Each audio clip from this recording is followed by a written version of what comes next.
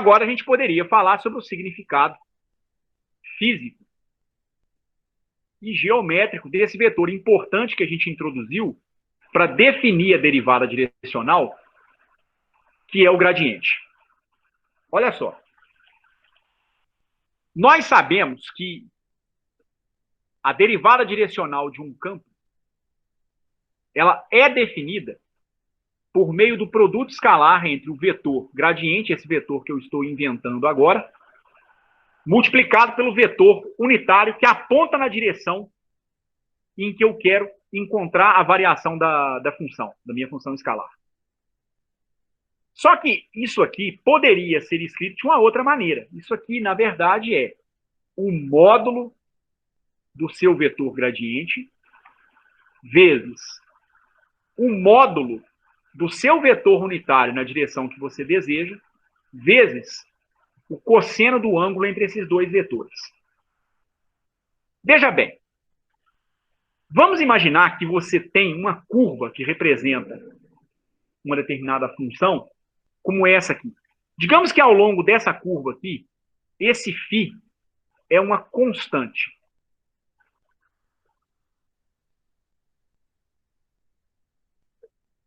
Isso aqui a gente costuma dar o nome de curva, linha, superfície, equipotencial. Se você estiver trabalhando com problemas de potencial elétrico. Porque o potencial elétrico eu estou assumindo que não iria variar ao longo dessa curva. Também recebe o nome, se for um problema de mapeamento de temperatura, de curva isotérmica ou isoterma. E assim por diante. Mas é uma curva onde o seu campo φ não varia, tá certo? Do ponto de vista físico, se for um potencial elétrico, torna-se uma equipotencial. Se for um problema de temperatura, vira uma curva isotérmica. Então, digamos o seguinte. Se você andar ao longo dessa direção, quanto vai valer a sua derivada direcional? Se você andar exatamente em cima dessa curva aqui.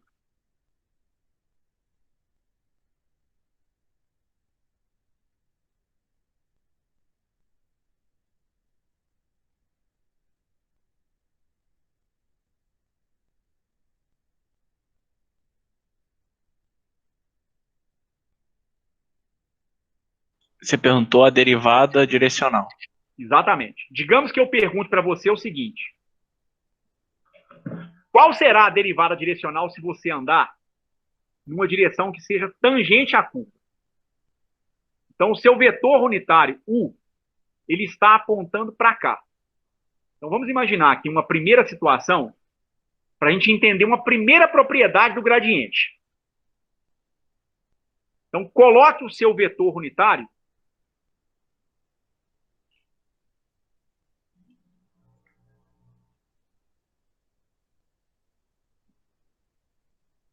tangente à curva.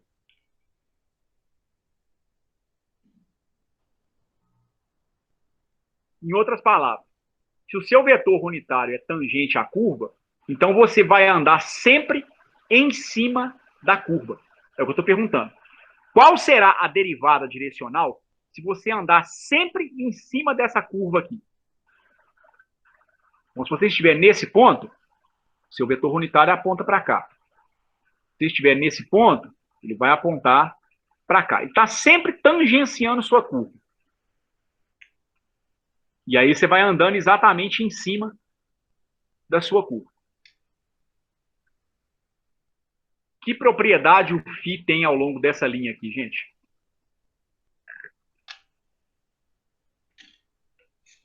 É constante. Então, se ele é constante, quanto vai dar a derivada direcional ao longo de uma direção que seja tangente à curva? Zero. Zero.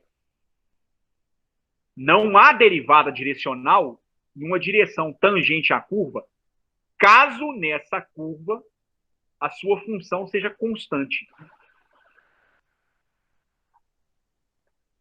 Aí você consegue extrair uma primeira propriedade do gradiente, que é a seguinte. Uma vez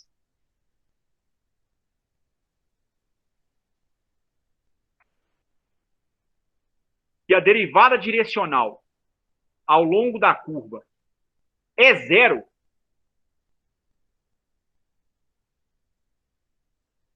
se ela é zero e o seu gradiente é diferente de zero, o seu unitário é diferente de zero, senão a direção não existiria. Para isso aqui dar zero, isso só é possível se o cosseno do seu ângulo for igual a zero. Em outras palavras, o θ ele é igual a π sobre 2, ou ele é igual a 90 graus. O que que isso significa? Já é uma propriedade importantíssima do gradiente.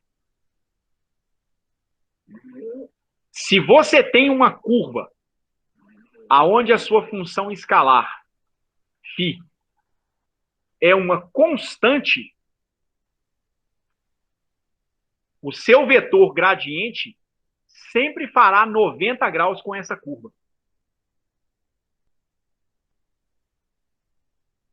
O gradiente sempre é perpendicular às superfícies escalares constantes. Então, se eu tenho um vetor unitário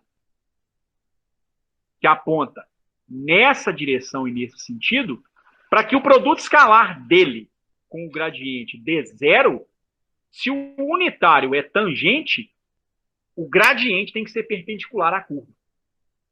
Então, essa é uma conclusão importantíssima à qual a gente chega. O gradiente de φ sempre será perpendicular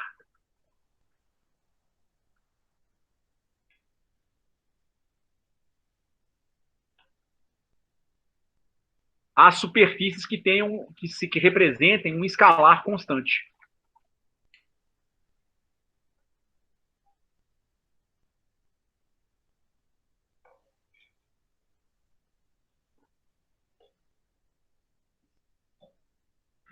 Isso sempre é verdade.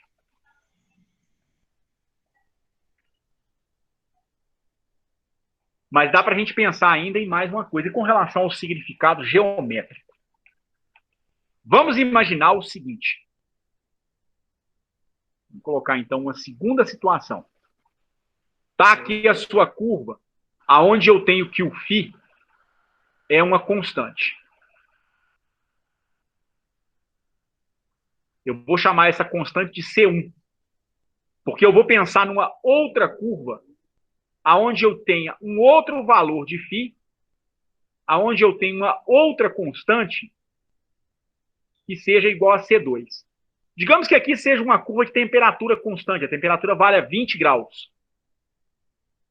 Aí, se você saltar daqui para cá, você vai sentir uma diferença de temperatura de 20 graus Celsius, por exemplo, para 40 graus Celsius, algo assim. Eu tenho, então, um vetor unitário, U, que aponta ao longo dessa direção. Digamos que você queira calcular a derivada direcional ao vir daqui para esse ponto. Tá certo? Você já sabe que, tendo uma superfície onde o parâmetro, o seu escalar é constante,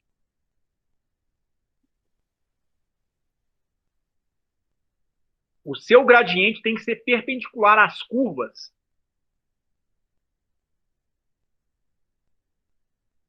aonde o seu escalar é constante. Ele sempre faz 90 graus. Então, repara o seguinte. Para que eu possa calcular a derivada direcional nessa direção, eu projeto, daí faço um produto escalar, o gradiente em cima do vetor unitário que me dá aquela direção.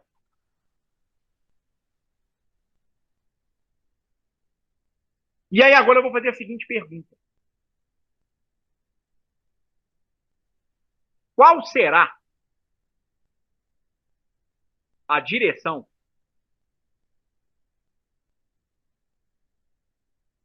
onde a derivada direcional é máxima?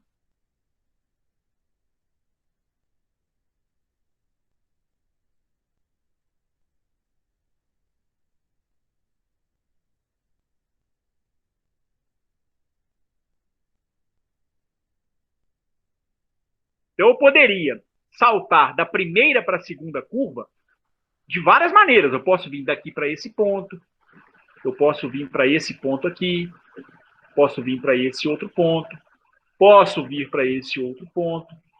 Então, reparem o seguinte, a diferença de temperatura, ela sempre será a mesma nas duas curvas, porque eu estou saltando de uma curva em temperatura constante para outra curva em temperatura constante. Mas a derivada direcional não é a mesma. A maneira como a temperatura varia daqui para cá, por essa direção que eu vou chamar de U1, será diferente da maneira como a temperatura vai variar ao longo dessa direção U2, ou ao longo dessa outra direção U3. Que podem perceber o seguinte, eu tentei até acentuar esse efeito um pouquinho, apesar da diferença de temperatura ser a mesma nos dois casos, em todos os casos, você vai percebendo que se você vai andar em cima dessas diferentes direções, você demora mais para atingir a segunda curva, nessa curva representada pelo unitário U3, do que aqui nessa mais interna, ou na U2, ou na U1. Bom, você ter um deslocamento diferente ao longo de diferentes direções, você vai ter diferentes derivadas direcionais. E pode ser que você tenha o interesse em saber o seguinte, qual será a derivada direcional em que eu vou ficar rico mais rapidamente? Se for alguma coisa em termos de um gradiente de dinheiro, uma coisa do tipo. Essa é uma pergunta interessante. Talvez nós não tenhamos resposta para ela. Mas é uma pergunta interessante. Todo mundo gostaria de ter uma resposta para isso. Então, repetindo a pergunta, porém em termos físicos agora, sem zoeira. Qual será a direção em que eu vou ter a maior derivada direcional? Seria na direção na qual o ângulo do vetor unitário seja nulo com relação ao vetor gradiente? Ou seja, na direção do gradiente. Isso. Para ser mais sucinta e direta ao ponto. Se você caminhar na direção do gradiente, o vetor unitário é paralelo ao próprio gradiente. Você maximiza a derivada direcional. Isso significa, em termos físicos, no caso, por exemplo, duas linhas de temperatura constante, significa o que essa derivada direcional ser máxima? Você vai ter a maior variação de temperatura por unidade de comprimento. Entendi. Se você andar em cima da direção do gradiente. Então,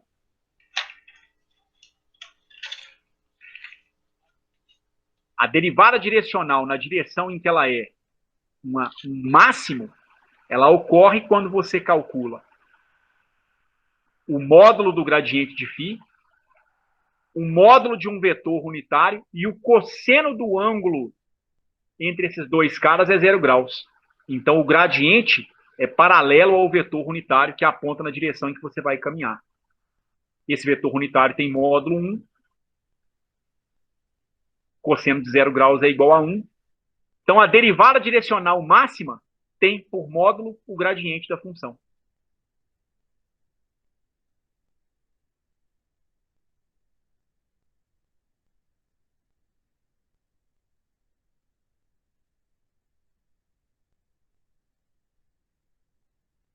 É isso, então, que vai nos dar um significado matemático, né, e físico para o gradiente de φ.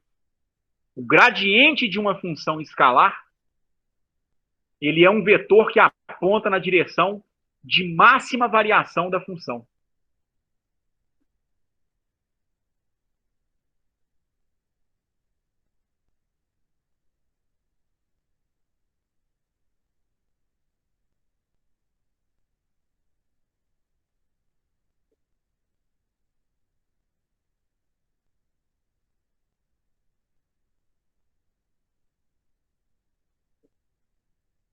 Escalar. E o módulo dessa variação é igual ao módulo do gradiente naquela direção. Certo? Uma outra propriedade, e é uma propriedade que eu diria ser fundamental O gradiente sempre é um vetor perpendicular às linhas aonde o seu campo escalar é uma constante. Ele sempre será perpendicular às linhas onde o meu campo φ é uma constante. Certo? Sempre isso será verdadeiro. Deixa eu ver se... Não.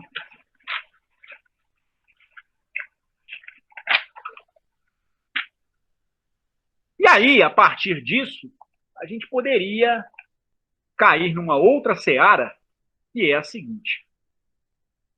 Um dos objetivos desse capítulo de revisões sobre cálculo vetorial é, no final das contas, que nós aprendamos a fazer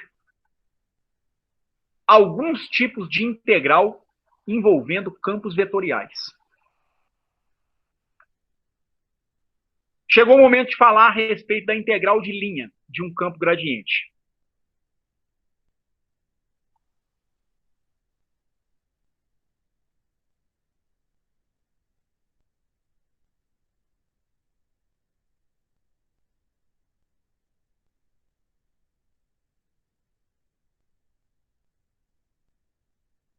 Por quê?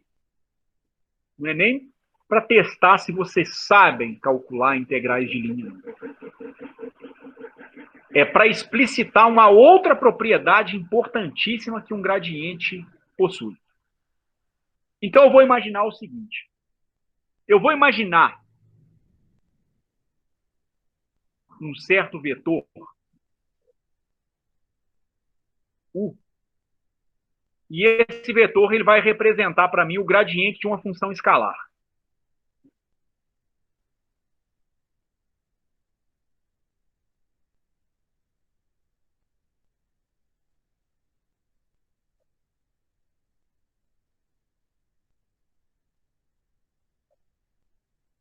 Então eu tenho U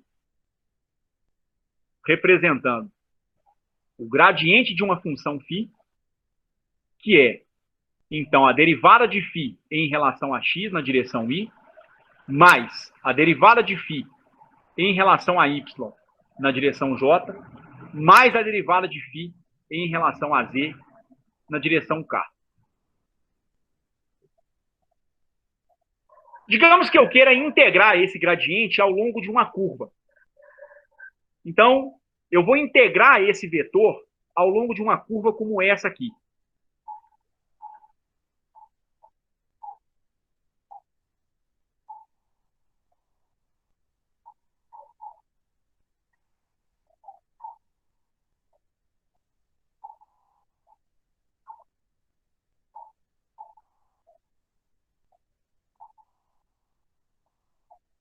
Então, a integral do vetor ao longo de uma certa curva. Digamos que a curva seja essa aqui. Digamos que aqui o seu vetor aponte para cá. Então, o gradiente estaria apontando para cá. Digamos que aqui o seu vetor aponta para cá. Digamos que aqui o seu vetor aponta para cá. Então, em cada direção, ele pode apontar numa direção diferente. O que significa fazer a integral ao longo da curva? Significa que você vai pegar o seu vetor e você vai integrá-lo juntamente com um deslocamento realizado em cima da curva. Então, eu vou pensar num deslocamento tangente à curva, representado por um vetor ds, que nesse ponto apontaria nessa direção e nesse sentido. Nesse outro ponto, o deslocamento tangente à curva, ele apontaria nessa direção e nesse sentido. Nesse outro ponto, ele apontaria nessa direção e nesse sentido. Aqui eu tenho um certo ângulo θ, aqui eu tenho um ângulo alfa, aqui eu tenho um ângulo beta. E eu desejo, então, calcular a integral ao longo dessa curva C de um produto escalar. Porque para a integral do vetor ser ao longo da curva, o vetor ele tem que estar em cima da curva. Só que esse vetor ele não está totalmente em cima da curva. Tem uma projeção dele perpendicular à curva e uma projeção que é tangente à curva. Seria uma U normal à curva, vamos dizer assim, e uma componente U tangencial à curva, vamos dizer dessa forma. Então você vai fazer, para poder pegar, pinçar a componente tangencial, um produto escalar. O produto escalar de U com o seu vetor deslocamento em cima da curva, ds. Isso é uma integral de linha.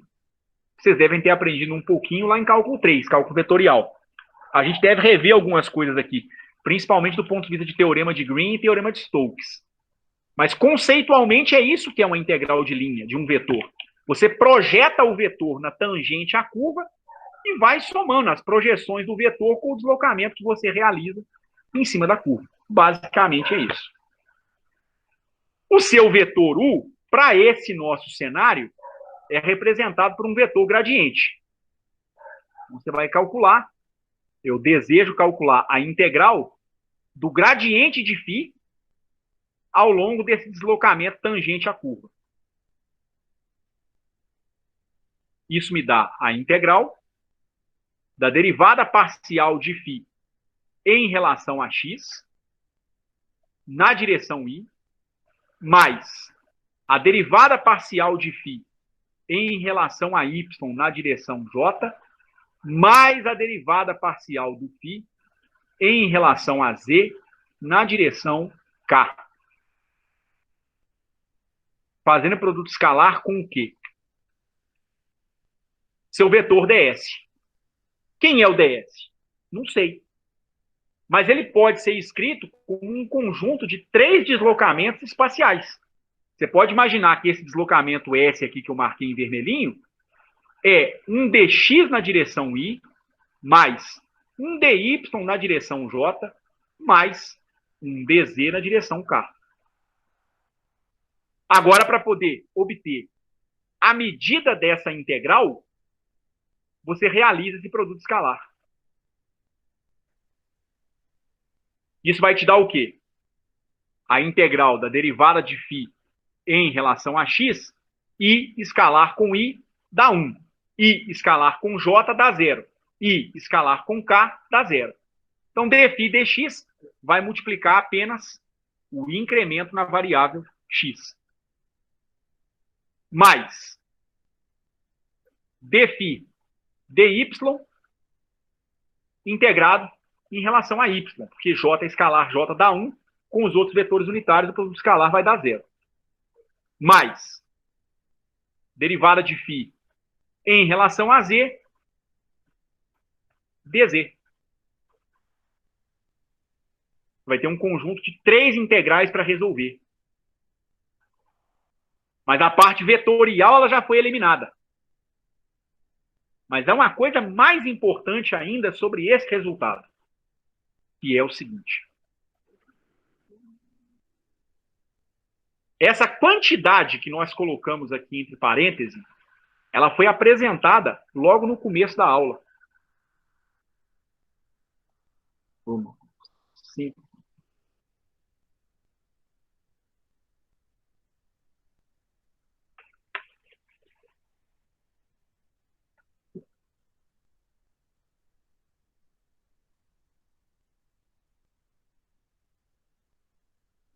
Confesso que eu ainda não sei o que acontece, porque a página fica branca assim nesse programa. Porcaria. Bom, tudo bem. Não preciso disso. A rigor, eu não preciso daquela quantidade mesmo.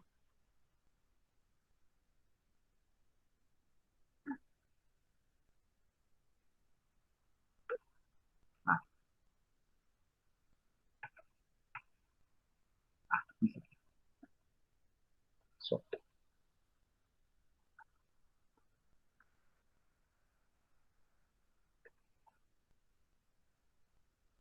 Logo no primeiro ou no segundo slide da aula,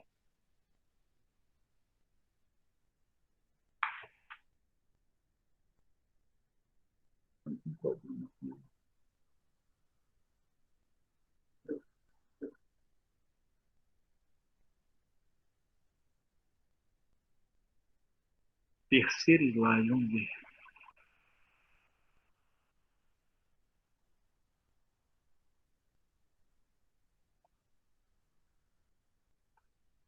Quarto slide.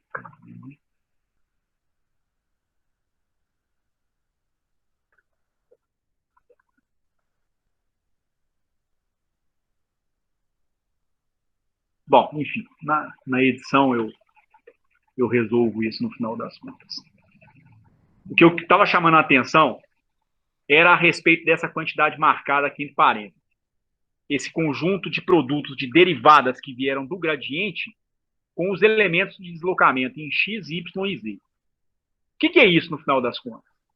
Isso significa que você saltou de um lugar aonde você tinha um valor x para um outro aonde o x valia x mais dx. Saltou de um lugar em que o y tinha um valor y para outro em que ele varia y mais dy. E o z saltou para um z mais dz.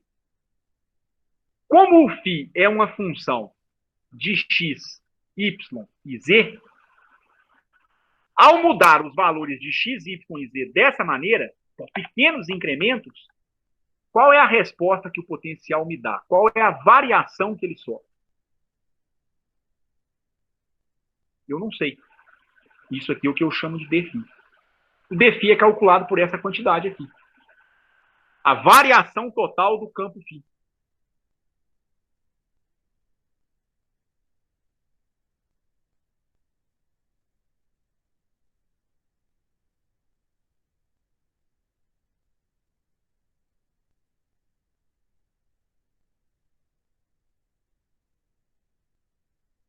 Nossa integral, que era a integral da derivada de φ em relação a x dx, mais a derivada de φ em relação a y dy, mais a derivada de φ em relação a z dz, essa quantidade entre colchetes aqui é exatamente de quanto o campo φ vai variar quando o x, y e z sofrerem pequenas modificações. Isso é dφ. O que isso significa é que essa integral não tem que ser calculada 3 vezes. Uma para a derivada de φ em relação a x, uma para a derivada de φ em relação a y, outra para a derivada de φ em relação a z. Isso aqui dá a integral de dφ entre o ponto A e o ponto B. Isso dá a função escalar no ponto B menos a função escalar no ponto A. E daí? Daí que isso é verdade sempre que o campo escalar possui um campo gradiente. Se você calcula a integral do gradiente ao longo de qualquer curva que una dois pontos, A e B, o resultado dá sempre o mesmo. Não importa o formato da curva. Então, eu posso seguir essa curva C1, essa curva C2, essa curva C3, essa curva doidona C4, essa curva mais louca ainda C5. Se você calcular a integral ao longo do caminho 1, ao longo do caminho 2, ao longo do caminho 3, do 4, do 5 e assim por diante, claro, entre os pontos A e B, tem que começar e terminar no mesmo ponto. Você mostra que isso aqui é igual à integral de A para B da variação do seu campo B, do seu campo φ. Dá o campo no ponto final menos o campo no ponto inicial, independente da curva. Sempre que o campo possui um campo gradiente. A integral do campo gradiente sempre vai possuir, sempre vai dar como resultado o valor do campo na posição final menos o valor do campo na posição inicial. Tal resultado não depende do formato da curva. Ele vai depender apenas do ponto inicial e do ponto final.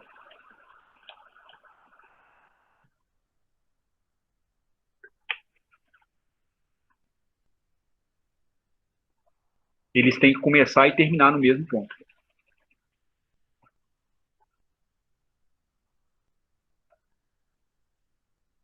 O que isso significa? Significa que você pode escolher a curva que seja a mais simples possível para poder calcular a integral do gradiente do teu campo. Vai dar o mesmo resultado sempre. Dá sempre o valor do campo no ponto final menos o valor do campo no ponto inicial. Esses campos que têm essa propriedade, eles são chamados de campos conservativos.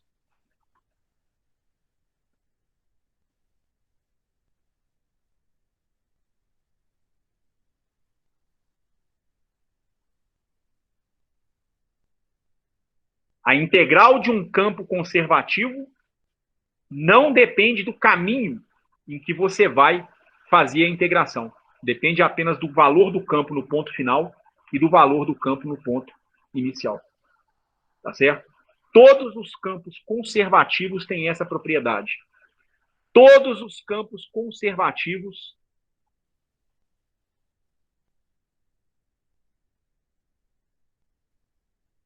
podem ser colocados na forma de um gradiente.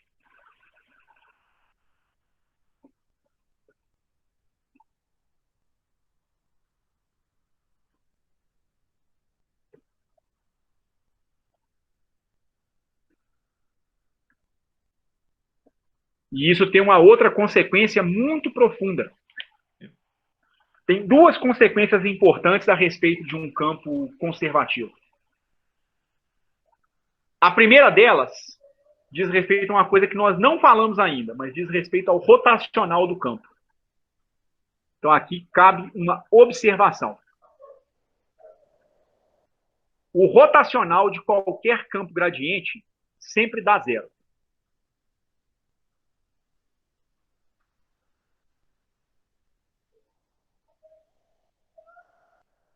Todo campo que pode ser colocado na forma de um gradiente, ele vai possuir um rotacional nulo.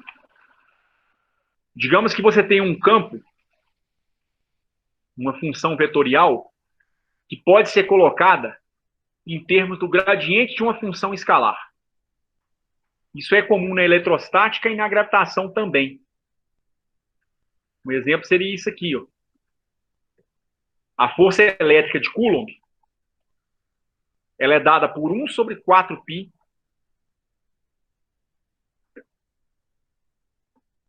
ε0 vezes produto das duas cargas sobre o quadrado da distância que separa as cargas, orientada ao longo de um vetor unitário que vai da primeira para a segunda carga. Então está aqui a sua carga Q1, está aqui a sua carga Q2. Definiria um vetor unitário indo da Q1 para Q2. E se você calcular o rotacional da força elétrica dada pela lei de Coulomb,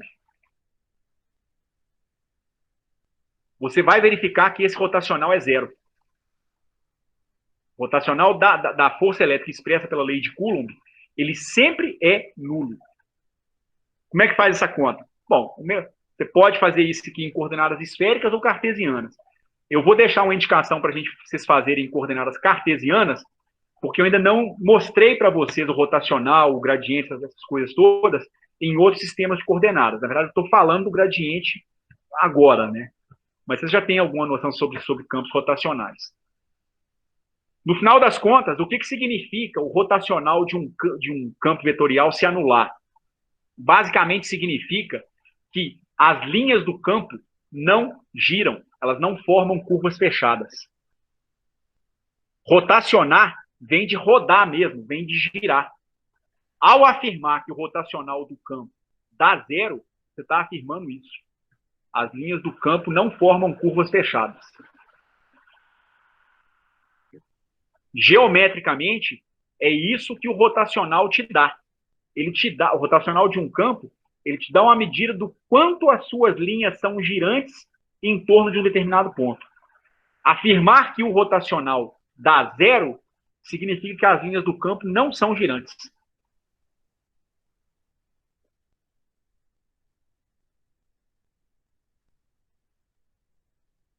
E toda vez que o rotacional se anula, as linhas do campo são divergentes.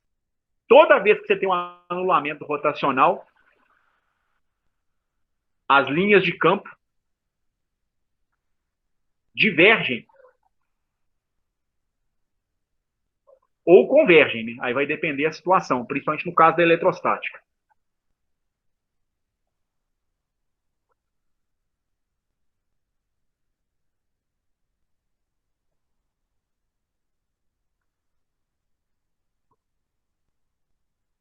Pega, por exemplo, o caso eletrostático, pega uma carga pontual positiva, Q1. Como é que são as linhas de campo elétrico para uma carga pontual? São linhas radiais centradas na carga. Vocês não estão vendo essas linhas vetoriais aqui formarem curvas fechadas. Então, um campo como esse aqui, que tem essa orientação espacial, isso aqui seria um campo com rotacional nulo.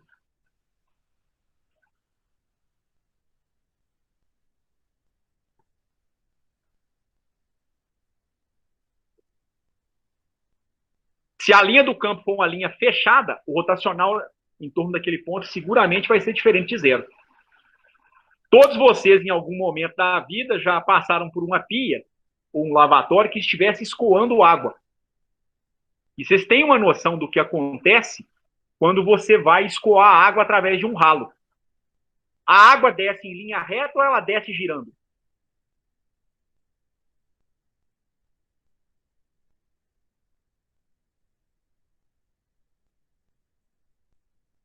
Girando?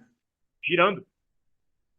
Você tem um campo de velocidades ao redor do ralo que faz com que as linhas do fluxo de água sejam linhas girantes em torno do centro do ralo.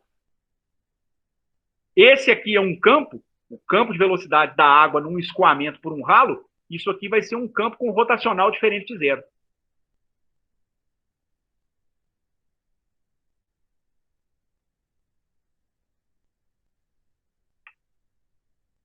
Um outro exemplo com um campo rotacional diferente de zero. Campo magnético. Você pega um fio que é percorrido por corrente elétrica numa certa direção,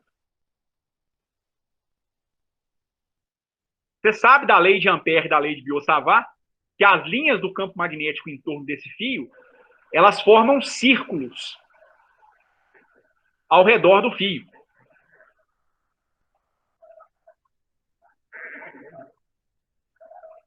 Então aqui você tem o sentido do campo magnético ao redor desse fio. O campo magnético, então, vai possuir um rotacional que é diferente de zero. O campo eletrostático, não. O campo eletrostático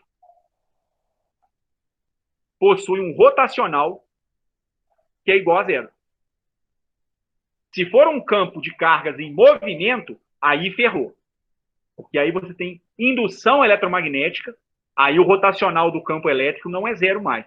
Mas para cargas em repouso, o rotacional do campo elétrico, de qualquer campo elétrico, em qualquer sistema de coordenadas, se é de um sistema de cargas em repouso, o rotacional tem que dar zero.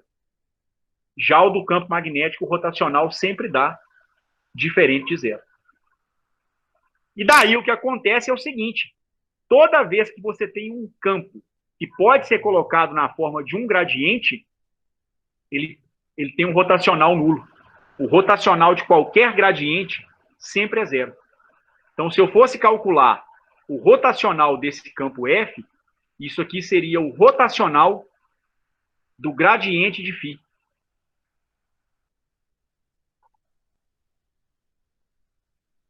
O rotacional do gradiente de um campo escalar, ele é sempre igual a zero. Absolutamente sempre. Vejamos o porquê. Primeiramente,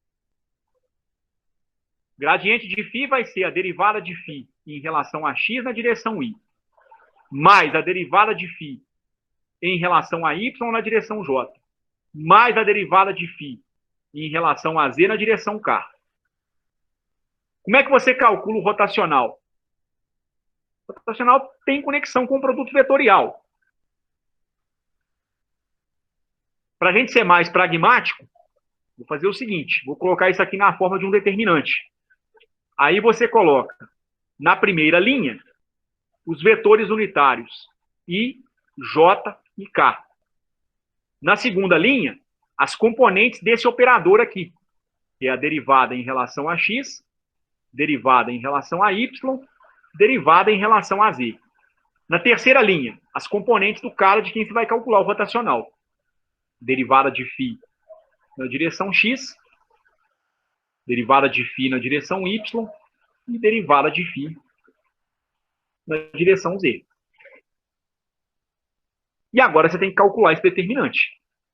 O nabla entrou aqui, gradiente de φ vai entrar aqui. Para calcular esse determinante de uma matriz 3 por 3, né, você pode, por exemplo, repetir duas colunas. Então, I del del x, del φ, del x.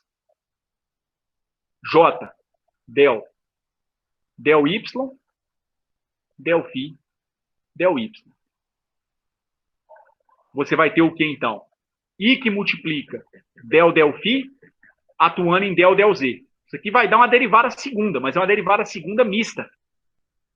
Daí que multiplica a derivada segunda de φ em relação a y e em relação a z.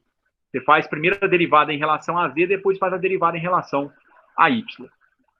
Mas é uma derivada de segunda ordem, só que você derivou em duas variáveis diferentes. Depois você vai ter algo parecido. Na hora que você pegar a diagonal secundária, você vai ter aqui, ó.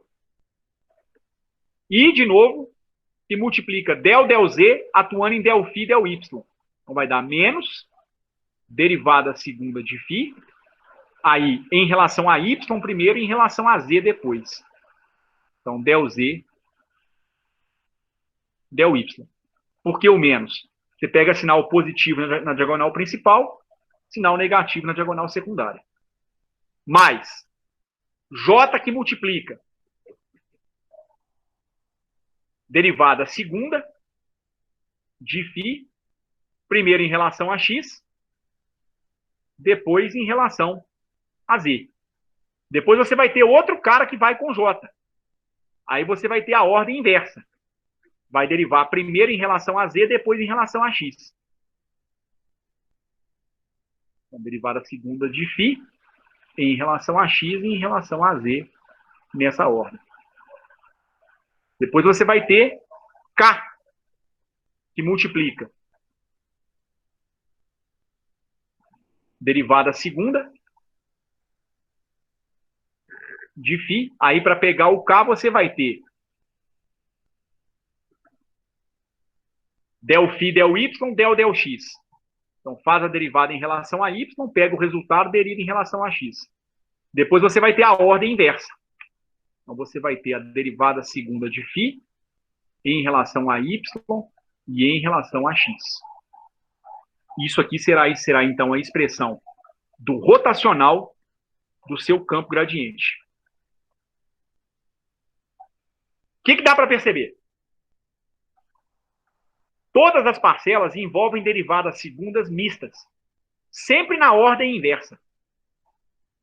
Aqui derivei primeiro em relação a z, depois em relação a y, depois do contrário. Aqui derivei primeiro em relação a x, depois em relação a z. Na outra parcela, o contrário. E aqui é a mesma coisa. Essas derivadas, elas são iguais. A ordem da derivação não importa.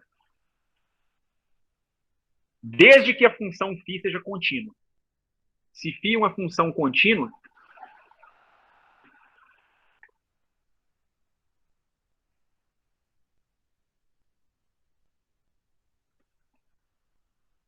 A ordem das derivadas não importa. E aí, cada parcela vai zerar.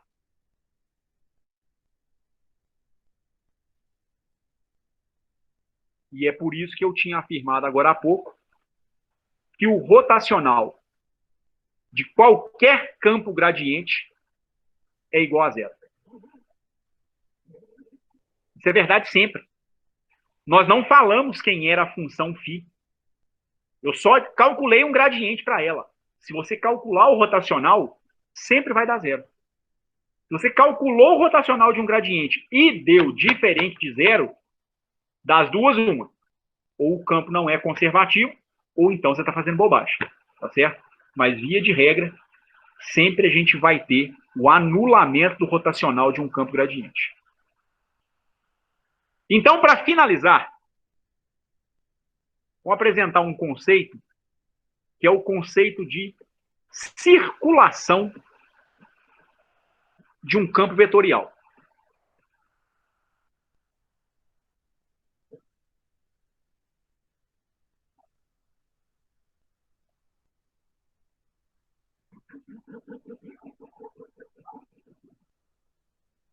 O que vem a ser a circulação? Circulação tem tudo a ver com a integral de linha que a gente tinha calculado agora há pouco. A circulação de um campo vetorial é uma integral de linha.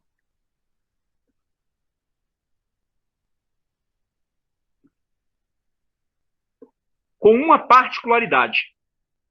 A circulação ela é calculada numa linha fechada. Ela é calculada num contorno fechado.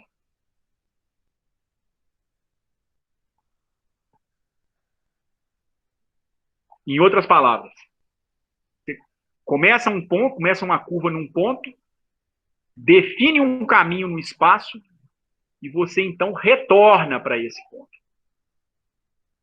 Então você sai de um ponto e retorna para ele próprio. Isso aqui seria então a sua curva ser fechada.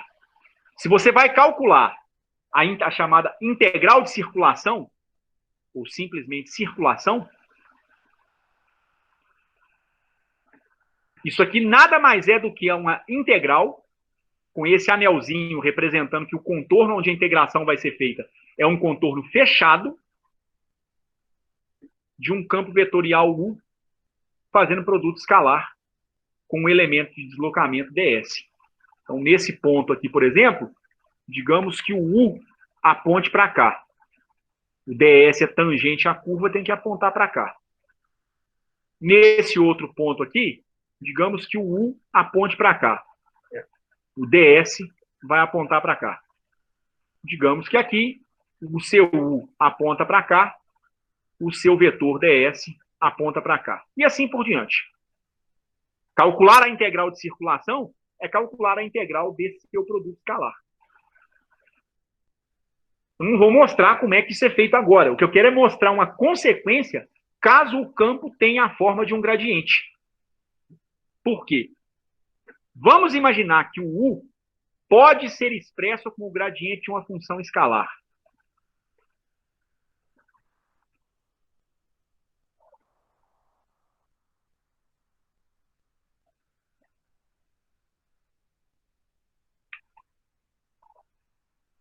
Nesse caso, a integral de circulação ela é a integral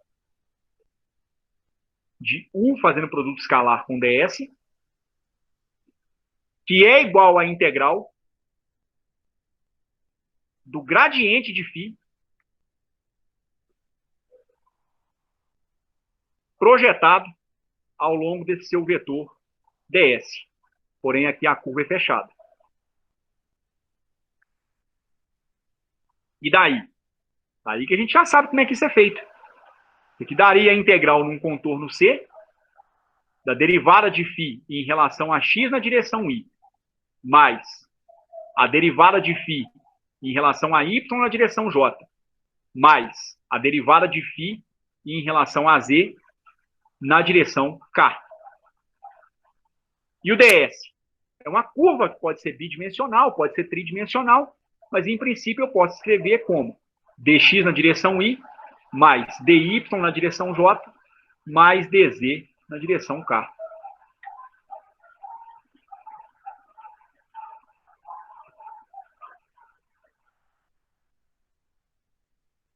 Quando você faz o produto escalar, a sua integral de circulação, ela dá a integral da derivada de φ em relação a x, multiplicado por dx, mais a dφ dy integrado em y, mais dφ dz, parcial, integrado em z. Que nós vimos agora há pouco, naquele slide meu que tinha dado problema, que, na verdade, é a integral do campo φ. É a integral de circulação do próprio campo de φ. Porque isso aqui é a variação total do campo escalar φ. Mas vejam bem, se você vai sair de um ponto, vai descrever uma curva fechada e vai retornar ao mesmo ponto, houve variação em φ? Você sai desse ponto, dá uma volta completa, volta no próprio ponto. A integral de dφ, ela é φ, mas ela vai ser avaliada entre um ponto inicial e um ponto final que é igual ao inicial. Então, isso aqui daria φ1 menos φ1, que dá zero. Isso é verdade sempre? É se o campo escalar, se o campo for um campo gradiente. A integral de linha num contorno fechado de qualquer campo gradiente, ela sempre dá zero. Tá certo? Todo campo gradiente tem uma integral de circulação nula num contorno fechado. Então, o campo gradiente é muito importante. Ele possui uma série de propriedades geométricas importantes, que são interessantes, e que vão implicar em várias propriedades físicas interessantes também. Tá certo? Mas o rotacional desse campo é diferente de zero. Não. O rotacional dele é zero. Porque, Samuel, veja só, eu não estou falando que essa linha aqui é uma linha do campo, não. Isso aqui é uma curva no espaço. Não entendi. Entendeu? Isso é uma curva espacial. Pode ser um círculo, por exemplo. Entendeu? Integra o campo elétrico de uma carga pontual ao longo de um círculo. Ele vai dar zero. Entendeu? Ah, entendi. É a curva aonde a integração vai ser realizada. Isso aqui. É a curva. O campo é um campo sem rotacional. Esse campo que a gente representou aqui, ele vai ter linhas que são linhas não girantes. Elas vão convergir ou divergir a partir de determinado ponto. Não tem rotacional. Então tem uma série de coisas amarradas. Campo gradiente tem rotacional nulo. Campo gradiente é um campo cuja integral dele num contorno fechado sempre dá zero. Isso sempre são propriedades de campo conservativo. Todo campo conservativo tem essas propriedades. Mas, por exemplo, um campo magnético. Se eu calcular a integral de circulação sobre uma curva fechada, ela também vai dar zero, não? Não dá. Lei de Ampère, meu cara. Ah, entendi. Verdade. Outro exemplo.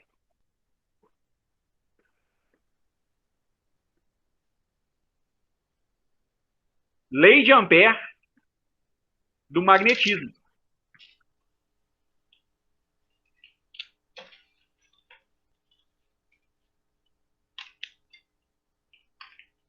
Você calcula a integral num contorno fechado, a integral de linha de B escalar ds, o resultado só dá zero se dentro dessa curva não tiver corrente. Se tiver corrente, isso aqui é proporcional à corrente dentro da linha amperiana. A gente viu isso lá em Física 3. Talvez você não se lembre. Não, sim, verdade. Pega, por exemplo, um fio transportando corrente elétrica nessa direção e nesse sentido. Imagine uma curva, por simplicidade, de formato circular. O formato até poderia ser qualquer, mas a linha circular tem uma grande vantagem, porque ela é simétrica em torno do fio. Então, digamos que, nesse ponto, o seu campo magnético aponte para cá. Certo? Como você definiu uma curva fechada, o seu vetor ds também é tangente à curva. Ele vai apontar para cá. Então, como é que você vai calcular o produto escalar de B com ds? Pela regra da mão direita, Samuel, você vai ver que o seu campo B sempre vai acompanhar o vetor ds. Ele sempre vai ser paralelo ao ds. Então, B escalar ds vai dar módulo do campo B vezes módulo de ds vezes o cosseno de 0 graus, que é igual a 1. A integral no contorno C de BDS é igual a μ0 vezes I, onde o I é a corrente dentro da linha amperiana. Mas veja só, pensando nessa curva aqui, faz diferença eu pegar o ds nessa posição, ou pegar o ds nessa posição, ou nessa aqui, se essa linha tiver o formato de um círculo? O valor do campo B vai mudar? Não. Faz alguma diferença estar à esquerda, à direita, atrás ou à frente do fio? Não. Não. Em relação ao ds, ele é constante. Aí você vai ter B vezes a integral num contorno fechado de ds, de μ0 vezes I. Como é que você vai calcular essa integral num contorno fechado de ds? Você pode ser bastante direto, porque isso aqui vai dar o comprimento de um círculo. Mas se você quiser fazer a coisa de forma rigorosa, basta você imaginar que esse ds é um pequeno arco de círculo que tem uma abertura angular bem pequenininha, dθ, e um certo raio R. O comprimento desse arco, ds, é igual ao raio vezes a abertura angular, dθ. Então, calcular a integral num caminho fechado de ds equivale a calcular a integral de R dθ. Se é num contorno fechado, o θ vai variar de 0 a 2π radianos. O R é constante, porque é o raio do círculo, a integral de dθ dá 2π. Dá 2πr, como eu tinha dito. E aí, com isso, você tem que o campo magnético vezes 2πr é igual a μ0 vezes I. Você obtém o campo de um fio infinito. μ0 sobre 2π vezes I dividido por R. Ou seja, a circulação do campo magnético de um fio, ela deu diferente de zero. Tá certo? E ela é, Samuel, exatamente porque a linha do campo magnético, ela é uma linha curva, fechada.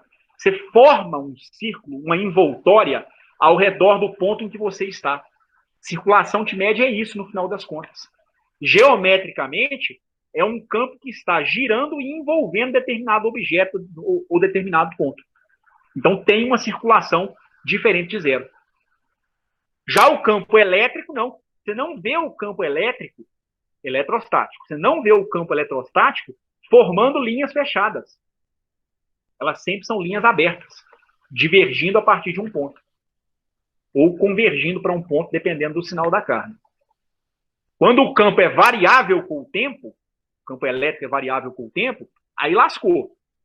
Porque aí você vai ter a indução de campos magnéticos, aí o rotacional ele já deixa de ser diferente de zero. Né? É o que acontece nas equações de Maxwell. O rotacional do campo elétrico, ele é menos a derivada do campo magnético em relação ao tempo. Então, você pode falar que o rotacional do campo elétrico é zero, do campo eletrostático, se não houver campos magnéticos, ou se não houver campos magnéticos que dependam do tempo. Se houver campos magnéticos dependendo do tempo, surgem campos elétricos com linhas de campo elétrico fechadas. Mas é um campo elétrico de natureza diferente, porque ele não está sendo provocado por cargas elétricas. Ele está sendo provocado por um campo magnético que varia com o tempo. Conceitualmente é diferente. A origem física é diferente. Entendi. Entendeu? Uhum. Bom, Faz gente, todo sentido. fará todo sentido depois que vocês começarem a fazer alguns problemas a respeito disso. Aí realmente vai fazer bastante sentido, tá certo? Eu vou interromper a gravação nesse instante. Ô Samuel, tava vendo a compartilha da tela mesmo? Oi? A tela estava sendo compartilhada mesmo? Tava. Tava sim. Então, não, porque aqui apareceu uma mensagem como se não estivesse sendo. Estou interrompendo a gravação nesse instante, ok?